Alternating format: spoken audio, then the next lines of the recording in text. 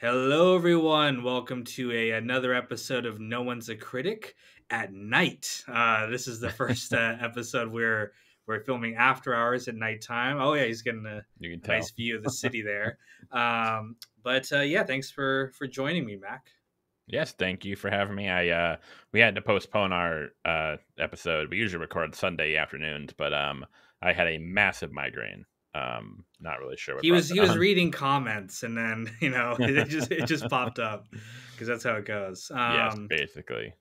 Yeah, but this episode we're gonna be chatting about vidya, as the cool kids call it. We're chatting about video games, and are you a big gamer? Mm, I mean, I guess it depends on like what you mean, because that's always like a That's question that's true. like very controversial. Like, what does it mean to be a gamer? Yeah.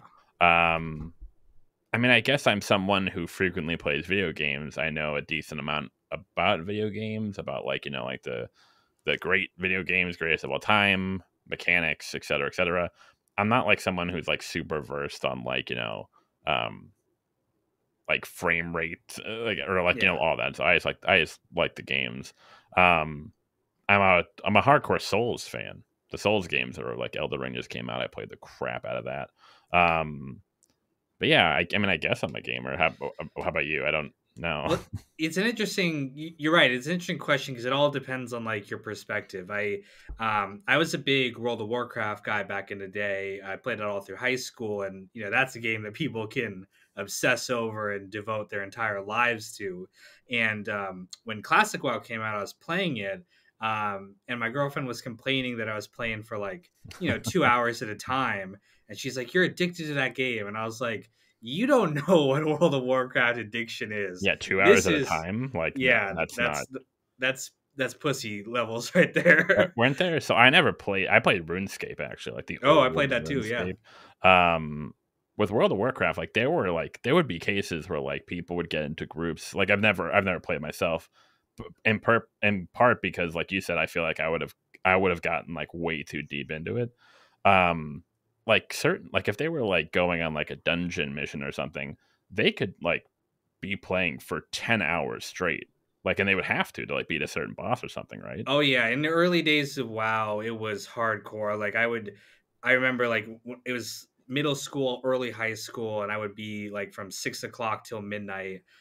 We'd just be doing a dungeon, a huge dungeon, or a raid or something. Nice. And yeah, it was fun times, man. Back in the day when you didn't have responsibility or work the next day, you could just do whatever, hang out with friends, meet people online. But you know adulthood comes and a lot of that stuff falls by the wayside. Yeah. Was World of Warcraft your first video game ever or no? No, I mean I was playing those click adventure games like Freddy Fish or Hell yeah. Hell yeah. what was that other one with the little car? Putt Putt. But anyway, there's all those like kid games where you just like it's like puzzle solving. You just like find the object to solve the puzzle, and you click on it, and then but yeah, I was a big part of my childhood was playing those kind of adventure games. Nice. What Cool. about you? What was your kind of first gaming experience? My first my first exposure to gaming, I guess like in and of itself was do you know the do you know the game Croc on PlayStation 1? No. No, it's you play a crocodile. His name is Croc. And you have to save gobos, which are like these little like if you ever played Yu-Gi-Oh, like Karibo or like Yeah. I what's was his big into name? Yu-Gi-Oh back in the day too. Yeah, Yu-Gi-Oh was fucking tight. Gizmo from the Gremlins, they kind of look like this. Oh yeah. I got you. Yeah, and my cousins had it on PS1 and they're playing it over. I remember like it's weird how like vividly I remember because I didn't even play the game when I was over. They were playing Croc on PS1 at their grandparents' house, and then every time I went over, I would like hell yeah. Yeah. But at least for my own personal gaming experience, aside from like online stuff, uh, for Christmas in 2000, my parents got me a PS1 with Spyro 2: Ripto's Oh, Rage, and nice. that was like my big like Spyro was here it is. awesome. Yeah. Yeah, man, those games still hold up, man. Yeah. The first like real kind of gamer memory I have, besides just those children adventure games. My grandpa bought me two games. He bought me Warcraft 3 and he bought me Diablo 2. Now I don't know how he fucking picked out those games, because my grandpa was, is not into games at all. So he probably He's just got went to good the taste. store. Gramps has Yeah, got good taste. yeah, probably just went to like Walmart or something. It was just like went to the game department. It was like, what games do kids like or something? Um, and the Diablo cover, I don't know if you ever played Diablo, but it was like a demon skull face on the cover, and it scared the shit out of me. So I refused to play that game. But I played Warcraft. I played the shit out of Warcraft 3. And that's an interesting segue to kind of talk about our topic today, which is are video games art? And that was kind of the first game that I really felt like had where I was into like the story. I was into like the cinematic experience of the game. And it's an interesting question, because I feel like a lot of people have kind of haughty opinions about video games. Like, it's like, oh, that's not, a real art form. It's whatever. Um, but it's interesting because people often said the same thing about like movies when they came out, right? It's like, oh, this isn't like a book, this isn't real art. And they said probably the same thing about books, oh, this isn't like an oral tale that's being told in the theater. This is not Like an real epic art. poem. Yeah. I That's something I never realized. I thought that like when I think of poems, I think of like these short little. I didn't realize that like in some cases poems can be like they can be super long. Oh yeah. Like Homer, these like epic stories that were told and passed Hmm. down through the ages are huge. And, um, you know, all of that I feel like is art, or at least it can be. There's probably shitty poems out there and shitty books and all that kind of stuff, but just like there's shitty games. But I mean, I think it's fairly safe to say that we'd both be open to the idea that, video games are art. Yeah. Well, I mean, I think you hit the nail on the head. When I think people say that, are they art? What they mean is, what they kind of mean is that are they high art in a way? It kind of reminds me of the whole controversy with Scorsese talking about Marvel and whether or not Marvel's cinema. Um, well, I mean, they're cinema. I mean, they are movies, they are feature films, they are released in cinemas. But what he meant was a sort of like a more esoteric, principled. What qualifies as cinema, as opposed to like, I think 4chan. I don't know if it was like just 4chan, but they would have that shit where it was like a flick, uh, a movie, a film, and then like they would have like Kino or cinema, like That's differentiating the different ones. That's where Um, I got it from. yeah, That's my whole exactly. fucking identity, was the stupid TV meme. But I mean, even that, right? Even the difference between like high art and low art. We talked about this last episode. It's just subjective. Yeah. There's no definition. There's people who look at something like The Godfather as like the greatest cinematic work of all time, and other people are like, oh, this is drivel, and they put up like this fancy French movie that is boring as fuck to watch. So, but it's all opinion. There's no right or wrong answer. Well, that's what's kind of funny. Like just in particular, The Godfather. The Godfather was a based on a very popular novel. It was a blockbuster, and it was The Godfather is perhaps.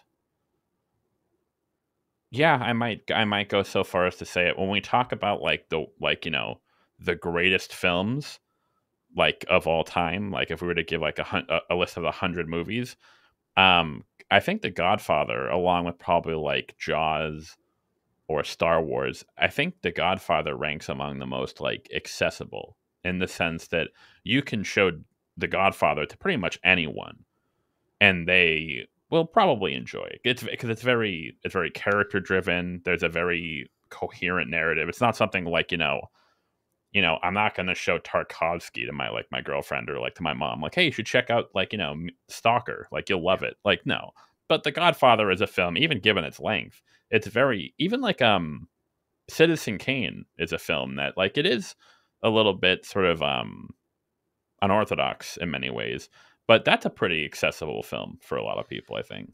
I feel like that's something that like art critics like don't talk about enough, which is like entertaining in and of itself. Like again, that is subjective too, but I think that just because something is accessible and entertaining to the masses doesn't mean that that shouldn't be like a strike against the movie. If anything, I think that's more impressive that you're telling like this rich character driven story that's also exciting to watch. I think that should be praised. It shouldn't be shunned. And I think a lot of times it is in the critical world. And the same thing for video games too.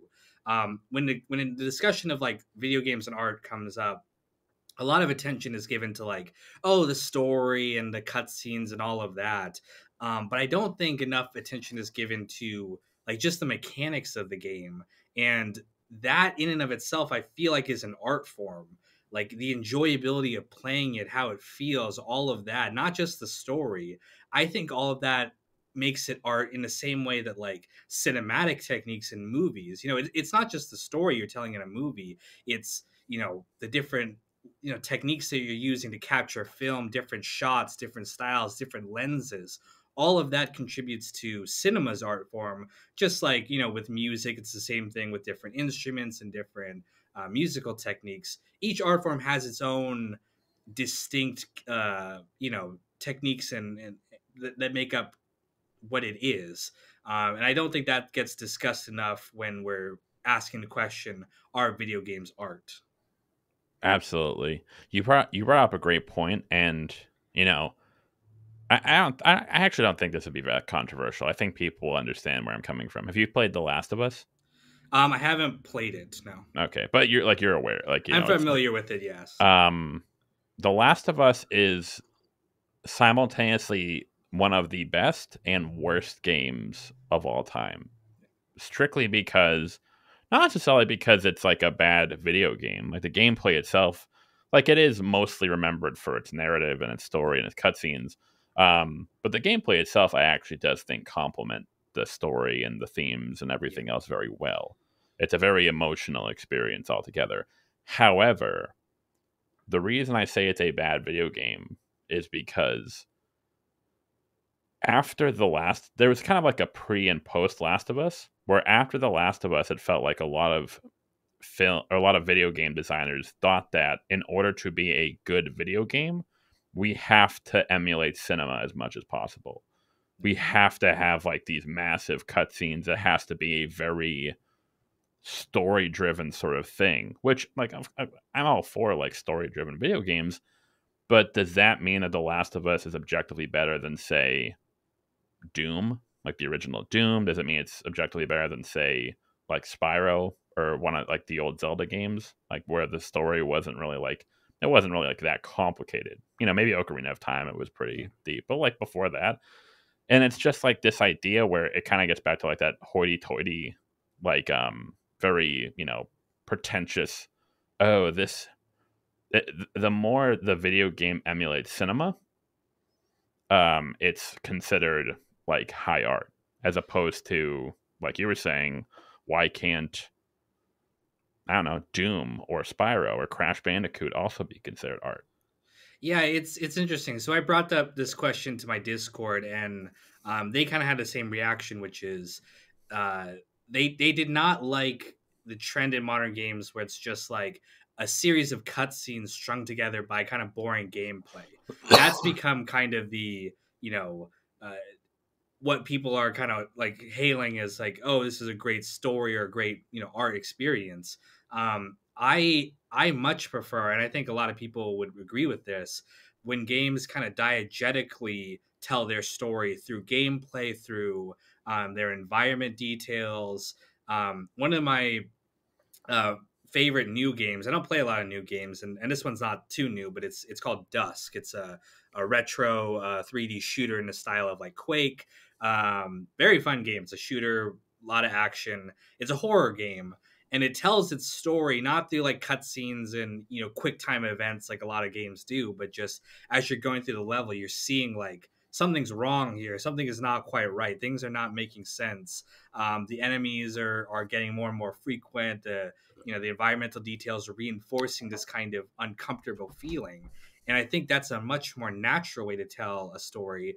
In the same way that a movie, I wouldn't want them to just kind of like tell me the plot and tell me everything that's happening. I want to see it. I want to see I want the camera angles to reinforce, like, like a Dutch angle, right? If it seems uncomfortable, a Dutch angle is a great way to kind of convey that without just, being like, hey, things are uncomfortable right now. It's diegetically reinforcing its story. And I think great video games do that, but you're right. A lot of games saw the success that these highly narrative driven games had, trying to emulate it, and then we get like a series of kind of boring games as a result of that. Yeah, and something to also note, you put the nail on the head of like, like the cutscenes like sparse in between like really boring gameplay. One thing that like people I don't think understood about like The Last of Us, the gameplay itself, it wasn't like the highlight of the game. However, it worked well with what, like, so for example, even the scenes where you were just like pushing like the forward button, walking through an environment, there was still a lot of care given to character work, environmental storytelling. It was all in service of the emotional impact. But now it seems like with like, developers that are not of the caliber of Naughty Dog, it seems like they'll do that. But what it is just like an interactive cutscene, where it's a cutscene and you're just you're just like you're just doing this, like you're Yeah. just like pressing the forward button, Yeah. and it's like no, like nothing else. Like this should have been why isn't this a cutscene? Like in The Last of Us, I knew why there were certain like gameplay segments. I understand why it isn't a cutscene, but in a lot of other games, it's just like what are we doing here? I mean, there are games, right, like Telltale games, which it is just essentially a series of cutscenes that you're pressing buttons through. But those games are designed around that mechanic, right?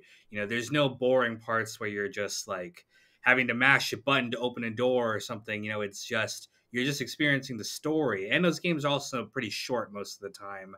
And it's all about just replaying them and getting different endings depending on the choices you made. So in that case, the mechanics and the storytelling are really like melded together, whereas in other games they feel kind of disjointed. Mm-hmm. I think it's also a case too of like the zeitgeist of games evolves over time. There was a point where cutscenes were really impressive in and of themselves before they were invented. It was like, oh my god, a cutscene! This is awesome. Even Warcraft 3 that I talked about earlier, that has a lot of cutscenes. It's to the point where you're almost watching a movie at times.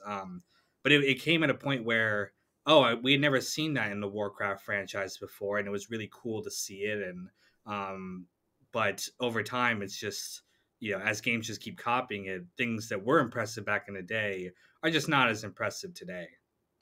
And it's interesting that you bring that up about like the prevalence of cutscenes and the evolution of them.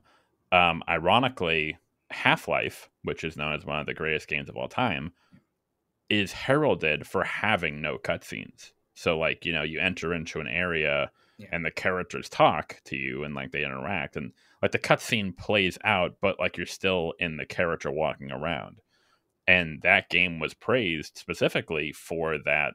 Like it keeps you in the moment. Because like I understand like when it cuts to a cutscene, it kind of takes you out of the moment. Like you kind of put your controller down and you're like, okay, we'll watch the cutscene.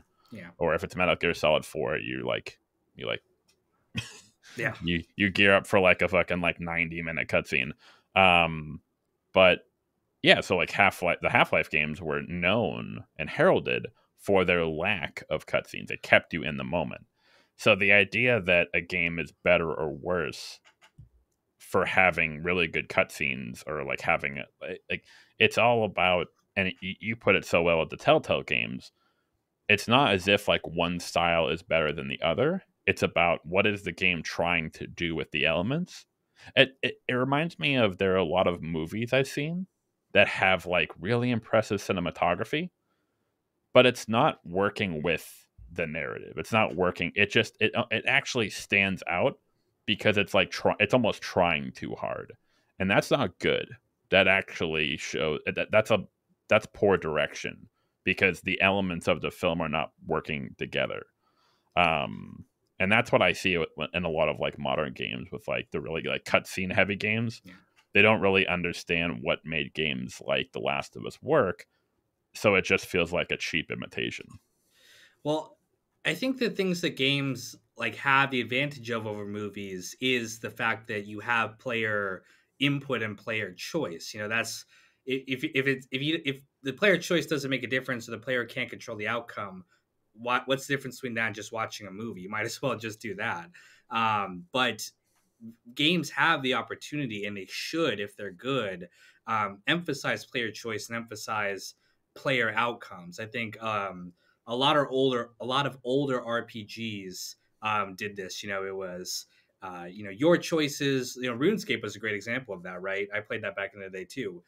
There was no like real big set piece like cutscenes that made the storyline come to life. It was all your little choices you made along the way. You went to go fish shrimp, you went to go cut down a tree, do whatever. It was your story that you're inventing and telling through the game, and the friends you're making along the way, of course. Um, but a big trend I think of RPGs moving forward was we want to have more of like a theme park experience. We want to have it to be like, no, you're going to move through these spots that we have already chosen. You know, the big dragon's going to pop out. You're going to do whatever, and it's like a perfectly choreographed routine. Which I'm not saying is inherently bad, but it loses a lot of that charm that early RPGs had, which was the player making their own choices, telling their own story, and getting into the adventures that they wanted to get into. Exactly. Like there's a really good, like I'm actually a fan of walking sims, like the kind of games like Myst, um the What Remains of Edith Finch. If you haven't played that, definitely play it. These are games that are very linear. Like it's supposed to be an experience, kind of like a theme park, as you said. Then there are other games, something like Fallout New Vegas, which is incredibly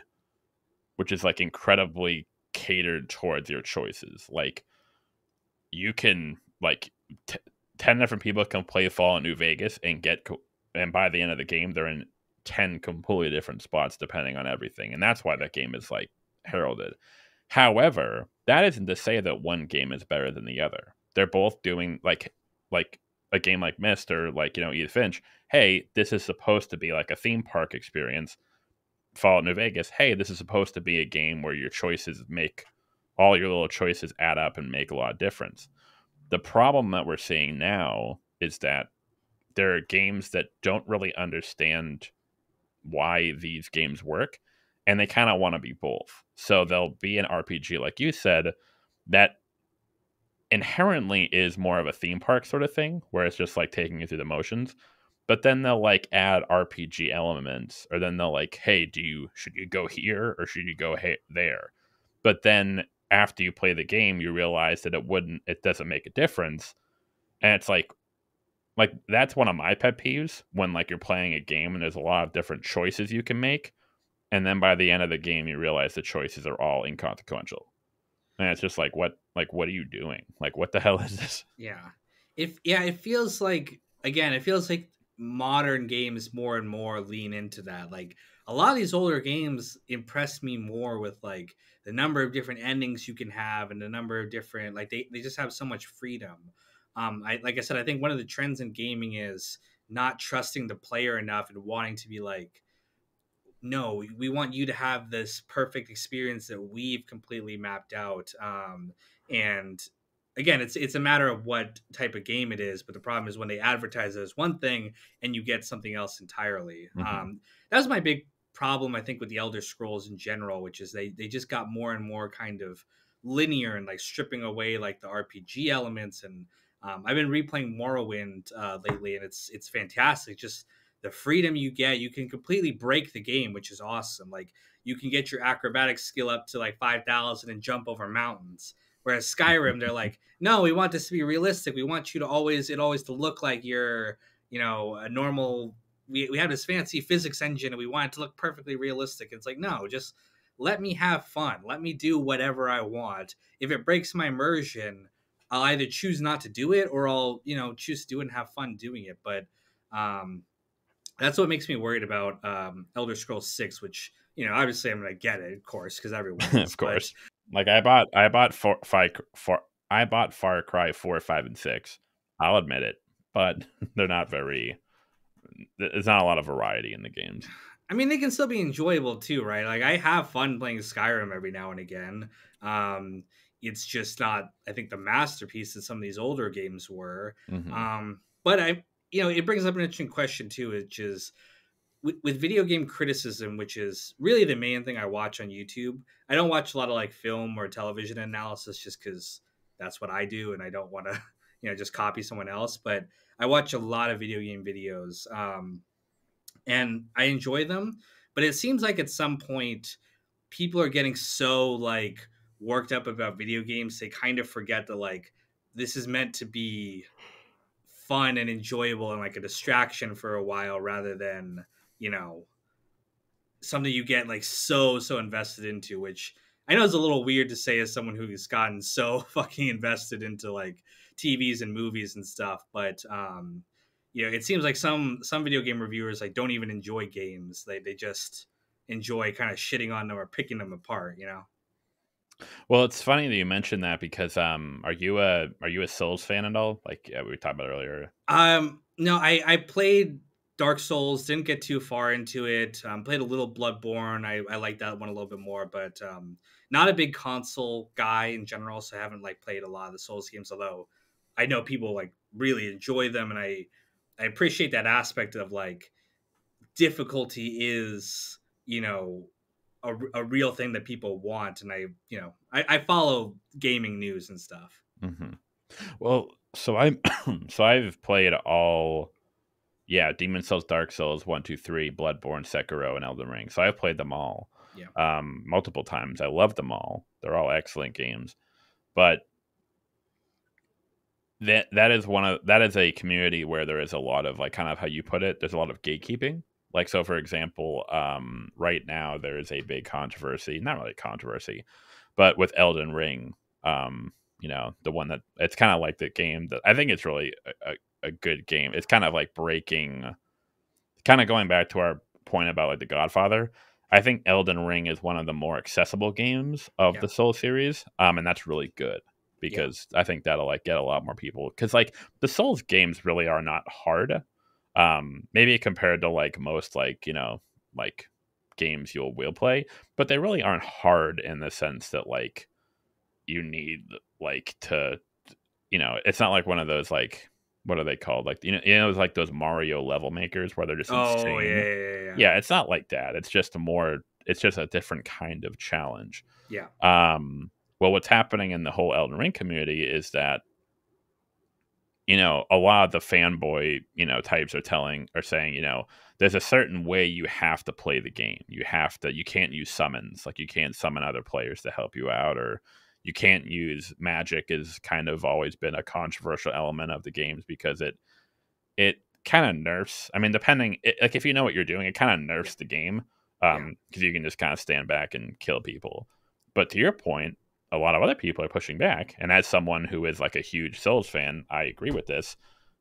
Who gives a shit? Like if you're playing the game, if you're having fun with it, if you're enjoying it, if you're getting satisfaction out of it, then you're playing it the right way. Um, yeah, it's very annoying. That whole like get good Yeah. meme. It's a funny meme, but like then there are people who actually take it to heart and they just kind of ruin the whole community.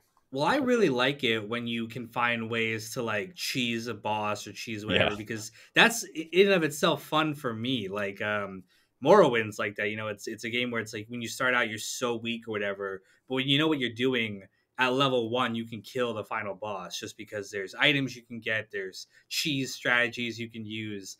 And finding that out is like it makes it feel like, oh, I discovered like a secret, even if you just watched a YouTube video that told you how to do it. But it felt like you are powerful. You found like the secret cheat codes in the world, and cheat codes are another great example of that, right? It's fun in like GTA to turn on invincibility and kill a bunch of cops. It's enjoyable in and of itself. And one, like you said, I don't think fans should gatekeep that. People should enjoy the games however they want to.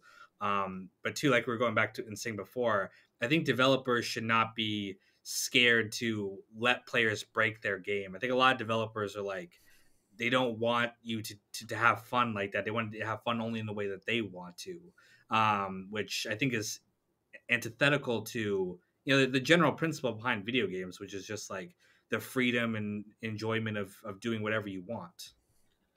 Exactly. Well, it's kind of like, and that kind of goes back to, ironically, what we were talking about, how a game like Fallout New Vegas is praised immensely for its freedom of choice in terms of not only play style, but also just in narrative. You can make Yeah, different choices and deal with different factions, kills. Like, it's like New Vegas is awesome in the sense of, like, you can be in the middle of like a story quest and you can kill one of the characters, yeah. and the game just lets you do it. and Yeah. and then it's just like, okay, well, you're not gonna get that quest line anymore. Sucks to suck. And that's really cool. People love that. Whereas, like, most games nowadays, you try to kill a certain character and it won't let you. And then you're That's kind of so like, oh, annoying. okay. It kind of is where, and like, I get it, but at the same time, it's like, okay, I don't know. It just kind of breaks, especially for a lot of these games where they're trying to be like realistic. It really just, like, that's one thing I love about the Souls games. Mhm. Towards the beginning of the game, you find a merchant, Andre, and he's like your main merchant for the game. You can attack and kill him, and if you do, you don't get weapon upgrades Yeah. until, like, well, actually, you almost kind of break the game, because unless you're like a really skilled player, Yeah. you won't be able to get to the other merchant that is like about like halfway through the game. Or not the merchant, the blacksmith, sorry. So you're just kind of fucked, and you just kind of have to start over. And that is cool. Like, people love that. Like, the game is, it's allowing you to make choices, even if they're bad choices, even if it fucks you over. They're like, hey, do you want to go to this area that, like, you're completely under leveled for? Go for it. Have fun. Like, you're gonna get destroyed, but have fun. It's interesting. I was reading this article that had gotten some controversy in the Dark Souls Elden Ring community, which was some game critic was saying like, "Oh, Elden Ring's too hard," and it's like prejudiced against like parents or whatever who don't have time to hundreds of hours to learn how to play this game or whatever. Yeah. And people were kind of like rightly like blasting this person, but part of the article too was also addressing the like what you brought up before, which is that even asking for like an easy mode or accessible mode gets you yelled at by the community who are like fanboys, and they're like, no, no, no, don't, this isn't the way you play the game or whatever. I disagreed with the premise of that article, which was there should be an easy mode, because I think, even though again I'm not an expert on a series like you, part of it is like, yeah, the learning curve is high for a while, but once you learn it, then the rest of the game is pretty easy once you've gotten the mechanics down. And part of that, then the whole journey, the artistic experience, I think, of the Dark Souls series is getting over that cliff, learning the mechanics, and then enjoying the feeling of like power you get when you destroy a boss that killed you 100 times. That is the experience that they want you to have playing it, and that's why the games don't have like a difficulty slider or anything like that. Hmm. So I think that critic was wrong in that sense, but I agree with that point, which is what you brought up before, which is the community itself can kind of push a lot of this like negativity and toxicity that alienates people. And I don't think that's good for any kind of online community. Like I said, I was a big part of World of Warcraft, and there's a lot of like that in that community, and it makes it not enjoyable to play. You always want to have fresh people coming in, new people coming in, learning the game, sharing information, and that the community aspect of a lot of these games is what makes them enjoyable for me personally. It's like all the people I get to talk to and interact with, rather than just being like, gatekeeping and being an asshole to everyone. Exactly. Well, that's always been like a really silly controversy with Souls games. So there needs to be a difficulty slider. What's so frustrating about that is that anyone who actually is like a Souls fan, knows that there are difficulty settings, in the sense that if you go up to, like, let's say you're fighting a boss and they're kicking your ass, you can summon other players, like other online players, to help you out. Now, that's a function built into the game that is purposeful. That's literally the developer saying, hey, if you're getting your ass kicked, this guy can come in and help you. And there's even NPC summons in the game that aren't as useful as like online summons, because like they're like, you know, they're NPCs, they're Yeah. idiots, but they do help. Like, so yeah, there are actual and then, as I said before, if you play with magic, um depending, if you kind of know what you're doing, you can kind of nerf the game pretty Yeah. easily. um but that is, in a sense, a difficulty. You know, it lessens the difficulty of the game. um One thing that I love to do in Dark Souls whenever I play is there's a way that you can, so in the main weapons, they get upgraded to plus 15.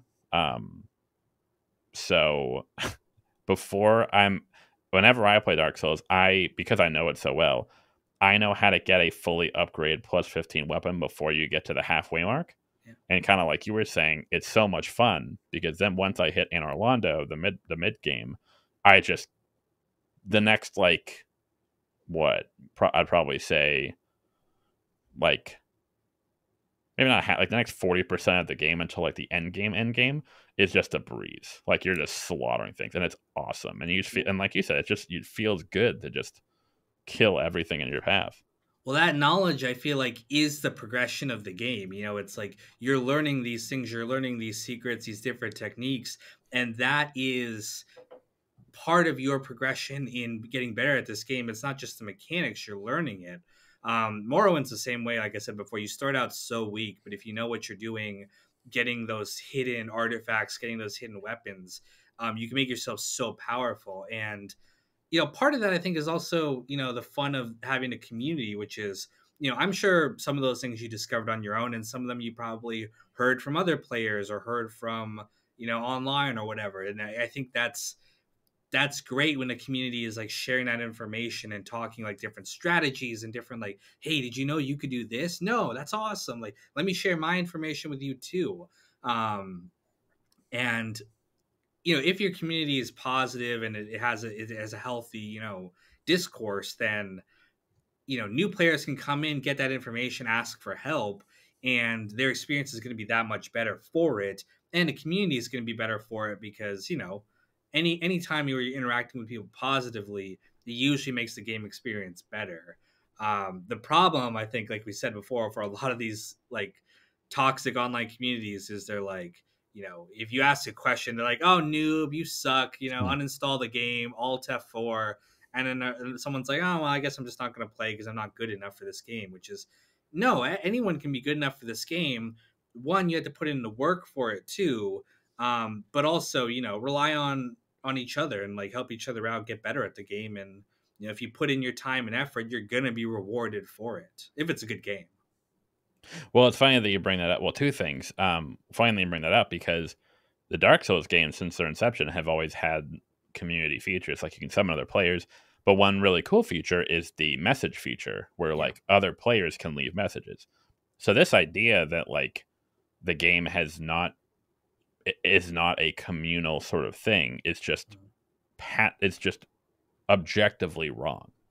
Like even like Miyazaki, the director of all these games, he was even like, yeah, no, players like coming together and like find these and helping each other and find these things out together, and like sharing information on how to beat certain bosses or like where certain items are. That is what the games are about. And the second part, and this kind of ties back to the whole point of like, games being art.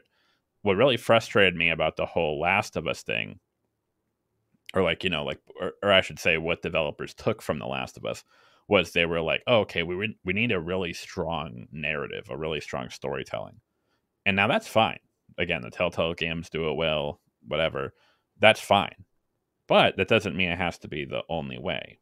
The Souls games, for example, particularly the Souls games, not so much Sekiro, but like the Souls games, Bloodborne, Elden Ring, and Demon Souls, actually.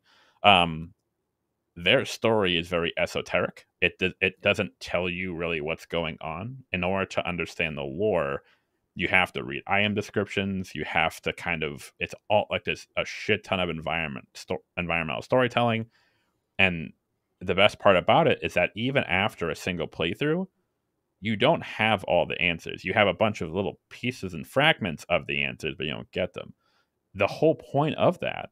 Now, on one hand, you could say, well, that's a very poorly, that storytelling in that game is bad, which objectively, I mean, like, I guess objectively it is.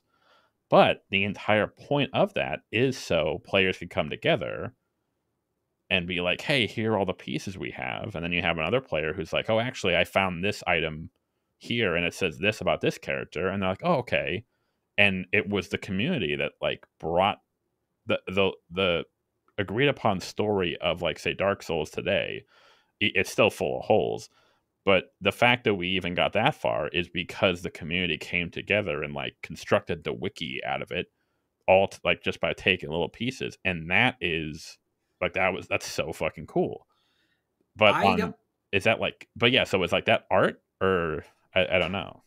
I don't think it's objectively bad storytelling to tell it that way. I think it's great storytelling to tell it that way. I Exactly. love that kind of storytelling where it's like you're piecing it together yourself. It's just like a movie. Like I don't want you to just tell me everything about the characters. I want to intuit from their actions and their, all the details you can notice, even like background details that, are very easy to miss. You can notice stuff like that and it informs the story.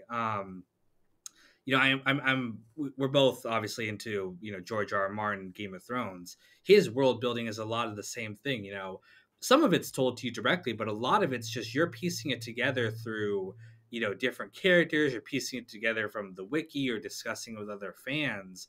And that's why I was excited when it was revealed that he had worked on Elden Ring, because I think that storytelling style works really well for that series. It just kind of naturally, the world building are very similar. And I love Gene Wolfe, Shadow of the Torturer, that kind of like, again, you're seeing this world and you don't know how it kind of came about, but your imagination's running wild. You're picturing how it did, and you're kind of creating the story too in and of itself, because your how you imagine it is your own kind of personal experience reading it.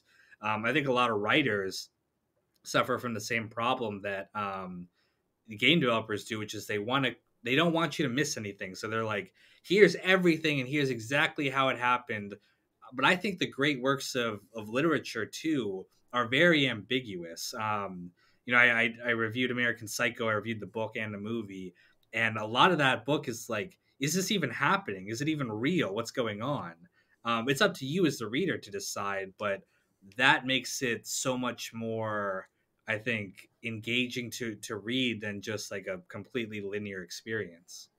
Exactly. And to your point, you made a good point about like it's not bad storytelling, it's a different kind of storytelling.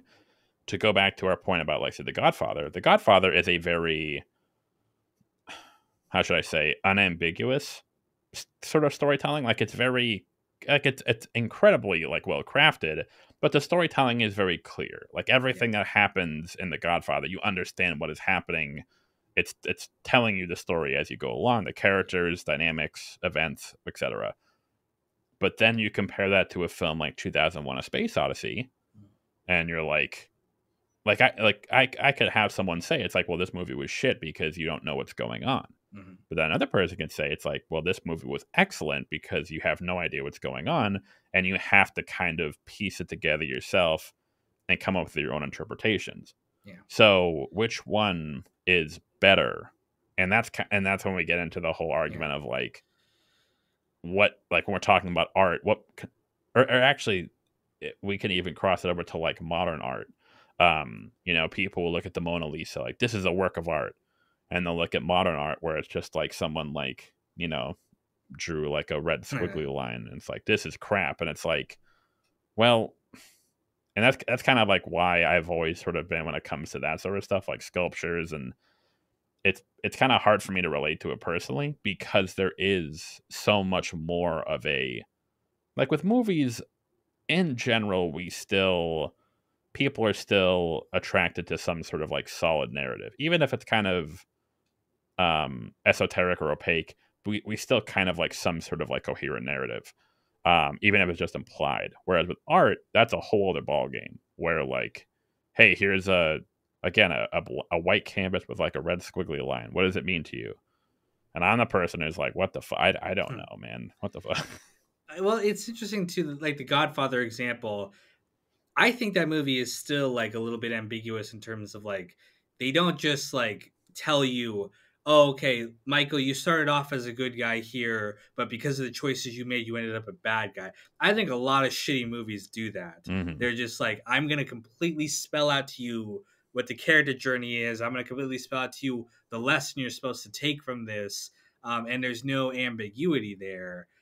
So even though it's a linear narrative and not really like, playing with like timelines or playing with, did these scenes even happen, it does leave it up to the viewer to be like, oh, was Michael in the right here? Was, Vito in the right? Were all these guys bad people to begin with? Were they forced into their situation? You're asking the questions and you're answering them on your own. The movie's providing you evidence for it, but it's still up to you to form your own opinions. But a lot of shitty movies, I think, are just like, no, no, no, no. Here's what it is, and just like we've been harping on this entire time, a lot of bad video games follow that. Um, Artwork in general, I'm with you, man. I don't. That's not my wheelhouse. Yeah, I find it same. really hard to judge it. Um, but you're right; it is completely subjective, and it's like, I think for modern art, I would apply the same thing here too, which is like whatever you get from it, that's the truth to you. If you look at a squiggly line and you're like, oh, this is a representation of capitalism or whatever, that's true for you, man. And that's if you got a good experience out of that, all power to you. But someone else might not feel that way or they might not get it. And, we all have our own kind of thresholds for what constitutes, good art. Hmm. And I think it's impressive that we got 45 minutes without bringing it up. But when you were talking about ambiguous storytelling, I thought of The Sopranos, of Yeah. course, or even like a show like Breaking Bad or Mad Men. Like these are shows that I think what really set these shows apart was that in a lot of other shows, like you said, they would have very if a character did something, it's almost as if like the show is telling you, like it's like there's a very clear reason why the character is doing something, which isn't necessarily bad.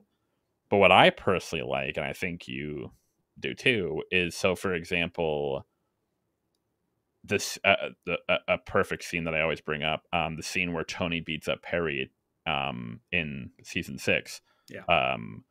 Now at the time, like when he does it, when he threatens Perry and beats him up, in the moment you're kind of like, whoa, that kind of came out of nowhere. You're kind of like, whoa, what the hell, that was random.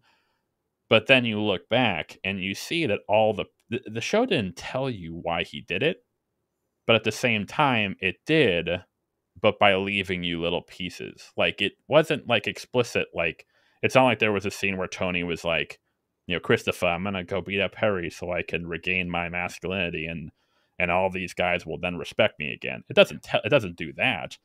But in so many ways it does, in the sense of it's very clear why he does that if you were paying attention. So there is that sort of sense of it's like it's ambiguous but also not ambiguous at the same time. And that, at least for me personally, I love that kind of storytelling where it's Oh, clear but also you have to put the pieces together yourself. we 100% agree on that. David Chase talked about this in an interview. He said his experience with TV, the phrase was, tell the audience what they're going to see, show it to them, explain what they just saw. That was what TV was before he came Exactly. into it. And he was wanting to push the boundaries and be like, no, no, no, they'll get it. Trust the audience. They'll fucking understand it. There's a great example too. Another scene that I always love to bring up for this reason is the scene where the cop pulls him over and gives him a ticket, and he's so fucking pissed off about it, he calls the city councilman and gets the ticket squashed, and then the guy gets like fired from his job basically, and then Tony feels bad for him, and he debates like, oh, can we get him back his job, because I feel bad I did this, I overreacted, and he's like, yeah, I can get him back his job, and then at the end of the episode he's like, nah, fuck it, just leave him there fired. Like, on some level that doesn't make sense, right? Your character's just flip-flopping. If that was a bad writer, your character would be really inconsistent. We'd be like, what the hell? This doesn't make sense. This journey is going back and forth. But with something like The Sopranos, we know Tony's character, we know the themes of the show, and we realize that it's like, oh, Tony, doesn't really care. It's just, this like kind of like he doesn't want to feel like a bad person in the moment, and that's why he's doing it. And then later on, he's got other things on his mind, so he doesn't give a shit anymore. So Mm-hmm. I understand that. That's perfect storytelling for The Sopranos. And that only comes with like, again, paying attention close to the artwork, paying attention to all these story beats, and again forming your own conclusion. I mean, there's people who are like, yeah, fuck that cop, he deserved it, he was abusing his power, whatever. Other people are like, no, Tony was in the wrong. And I really enjoy when a community disagrees on things, because it invites like discussion to be like, no, let me hear your point, let me hear, let's see what you think, and I'm gonna argue my point. It could definitely be toxic at times if it's something where it's like people are so invested in that they're like attacking each other, and Mm-hmm. we've seen that before with like Breaking Bad and Skyler and stuff. But for the most part, if it's just like a healthy discussion, I think it makes the community so much more engaging. Absolutely. And I'm so glad you brought up that episode, Another Toothpick. That's like one of my favorite. It's like probably the most, in my opinion, underrated episode of the Oh series. Because then you also have Burt Young as Bobby Bacala yeah. Sr. Like that whole plot is awesome. Um, but what's interesting, like you're so correct, because if we look at the episode objectively, Tony gets him fired. Oh no, he calls the councilman to kind of fuck with him. Realizes he gets him fired, regrets it, wants to give him his job back, but then later is like, screw it. But then at the end, he goes back and gives him money. Yeah, that's true too, I And forgot about the part. so yeah, you would think that all these little, oh, so this character is inconsistent. What's really interesting is, like you said about like other parts, right? I shouldn't say right before that, but like in between the scene where Tony wants to get the cop's job back and when he says fuck him, there is that argument with Meadow about the black kid who stole Meadow's bike. And so you kind of get this sense that it's more like, maybe he's just kind of angry in the moment. He's pissed off from like the whole Meadow situation, that he's just like, it's screw him. Or is there a racial component of, he kind of is like, he was pissed off at like Meadow's, like the fact that Meadow was kind of like trying to defend like the black population. But again, the show never really tells you. So it's clear why he does it, but the pieces that answer the question are kind of, they're kind them the pieces themselves are open to interpretation, Yeah. but the pieces explain why something happened, which is so like, that is like next level storytelling in my opinion, where it's both clear and ambiguous in a sense. That I think is like the definition of David Chase's storytelling, and how he dealt with we talked about this I think in another episode, which is the African American, not subplot, but like sub theme of the show kind of runs throughout it. Like, there's this constant recurring joke where they're like blaming their crimes on black guys who don't exist. And on some level you can look at that as like a metaphor and take away from it like, oh, it's a metaphor for how white people are abusing the black community or whatever. But at the same time, the show never went so preachy with it, where it was like, all the characters were perfect or whatever. There were plenty of black characters on that show who were scumbags, who were as culpable as the mobsters were. I think a great example, right, is Noah. Tony hates him right off the bat because he's black. And you're meant to think like, oh, okay, this is wrong that this is happening. But it also turns out Noah's kind of a piece of shit too, but not for the reason that Tony was originally thinking it for. He's just really pretentious and doesn't care about people, which in some ways is also kind of like Tony. There's the whole university episode was about how Tony kind of didn't care about what happened to Tracy, just like Meadow didn't really care about what happened to Caitlin. And it was, both of those were tied together. And again, it's so ambiguous that you can form your own opinion, and a lot of people have strong opinions about those characters. Um, but there's no right or wrong answer, and I think that's just, oh, it's so good.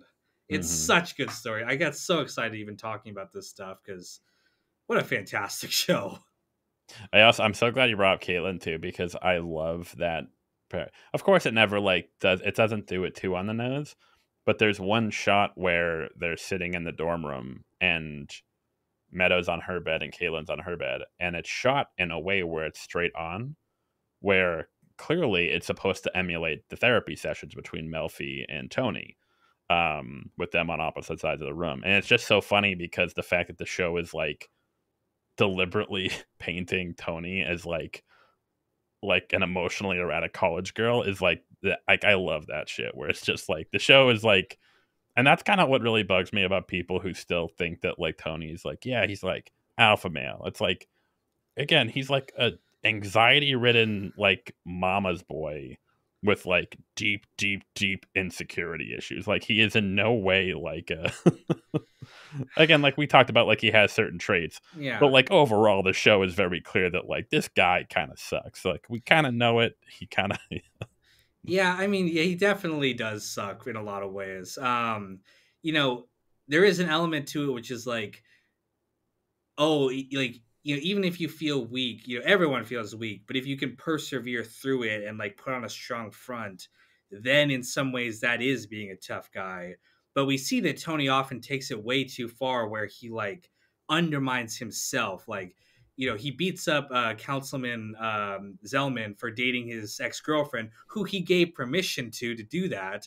But we see that causes them to break up. And then Irina calls Carmela because she's upset, and that causes him to get separated in the fifth season. So it's like,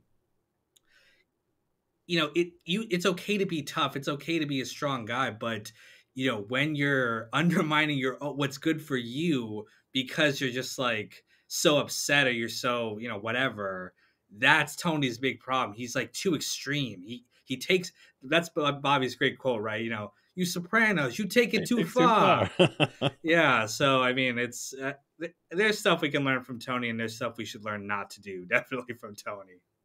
Well, you brought up a good point going back to the Perry example, because that's a perfect example of Tony beat up Perry to try and like assert his dominance and like earn his respect back from his crew. But rewatching the show, I think it's pretty clear, like in that moment, it actually has the opposite effect, where it actually makes him, to the crew, like especially like Paulie and the others, it actually makes him come off as like very unhinged and very like not reliable. Like they were, I think, in that scene, if you look at like the actors' facial expressions, they're not really like, well, man, T's a tough guy. He like, we can look to him for answers. They're like, I think T's losing it a little bit. We should probably like maybe. And Oh, I, there are plenty of examples of yeah, that too, where it's like he kills Ralph over a horse, and all his guys are like, "What the fuck? Are we gonna get killed for wearing the yeah, wrong and they shoes?" know. They're like, yo, they know, but they don't know.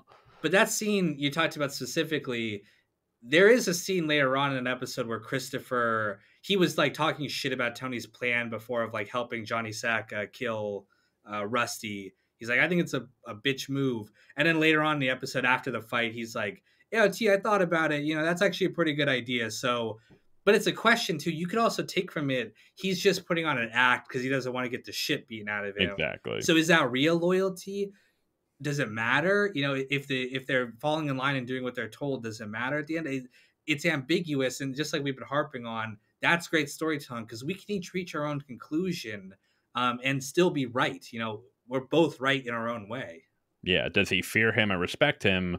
But at the end of the day, is there any real difference between the Yeah. two? Just to bring it back, because I know, of course, it's my fault. I brought up The Sopranos. But to kind of go back to it, it kind of ties together in the sense of what is the purpose of storytelling or art? And I think you pointed out is like it's to get some sort of reaction, emotional reaction out of the viewer, or the observer, or what have you.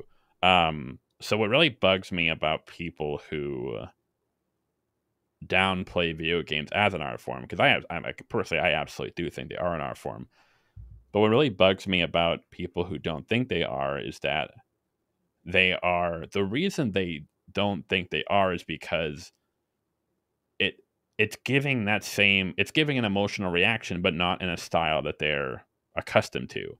But as we've already demonstrated, you can have that same reaction between a film like The Godfather, which is a very straight story, a very clear, straight story telling you, like, I know what happens in this movie. I know what the theme and what the movie is saying. But then I could also have that emotional reaction to a painting or a sculpture or, a 2001 A Space Odyssey, which is a film that doesn't really tell you what's going on. And so this idea that it's like they almost contradict themselves in a way where it's like, well, because this piece of media is not giving me an emotional reaction in the fashion or in the way that I want it to, or that I want to be emotionally affected by, it's not art. And I think that's just so stupid. Like a great example is I mean, this is like sort of like um a very famous example, but Shadow of the Colossus. Have you ever played that game? No, I know what it is, but I haven't played it. It's a game where, yeah, the story is very esoteric. We're not really sure what's going on. We can kind of piece it together. But one of the most amazing parts of that game was that when you're riding your horse through like these big open valleys and there's nothing around, like there's like ruins of a past civilization, but you really can't, but like it's not like environmental storytelling. You really can't tell. There's no markers, there's no words. You can't really tell what it is.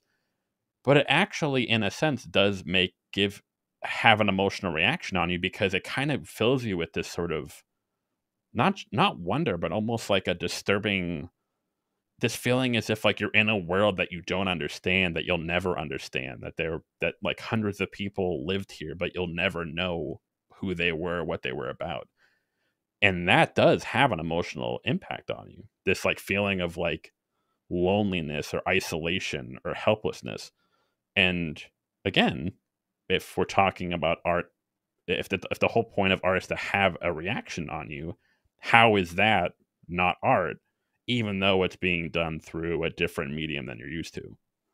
I mean, if we're going to talk about like cinema, that would be negative space, right? It would be like that is a technique that they use just with a different, technique in a game versus in a film. And I think to kind of end this on, we are in as technology grows, we're going to see new art forms pop up, right?